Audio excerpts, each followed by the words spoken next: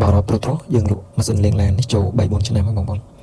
តែជួបបងប្រុសម្នាក់ទឹកតែជួបមួយនឹងដែលធ្វើយើងភ្ញាក់ផ្អើលហ្មងបងប្អូនដឹងថាភ្ញាក់រឿងអីអត់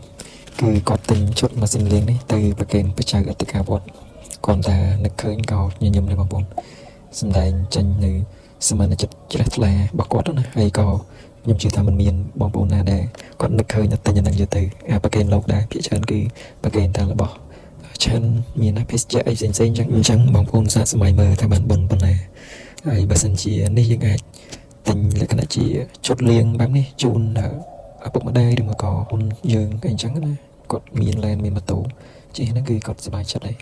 បងស្រីអីមកប្តីជូន shopping ញឹកញាប់ចឹងអត់ដឹងថាត្រូវទិញអីឲ្យប្តីវិញចឹងទៅយើងទិញតែមួយឈុតទៅលាងបានរថយន្តយានជំនិះរបស់យើងថ្មីបានយូរទាំងអស់គ្នាចឹងណាធ្វើដំណើរម៉ាណាវាងាយស្រួលដែរព្រោះវាមានសភាពថ្មីស្អាតល្អហើយពេលយើងទៅលក់ចាញ់វាយចាញ់អីទៅវាក៏មិនសូវធ្លាក់ថ្លៃទៅតាមហ្នឹងអូខេចឹងវីដេអូនេះយើងគ្រាន់តែចង់បង្ហាញពីរបៀបភ្ជាប់ទៅយកទឹកចូលហើយបងប្អូនអាច save វាទុកដើម្បីមានភាពងាយស្រួលទៅថ្ងៃក្រោយដល់ពេលដែលមានមកជួបនេះនៅផ្ទះចឹងណាជួបគ្នានៅវីដេអូបន្តទៀតអំពីការភ្ជាប់ទៅយកទឹកចេញនិងក្បាល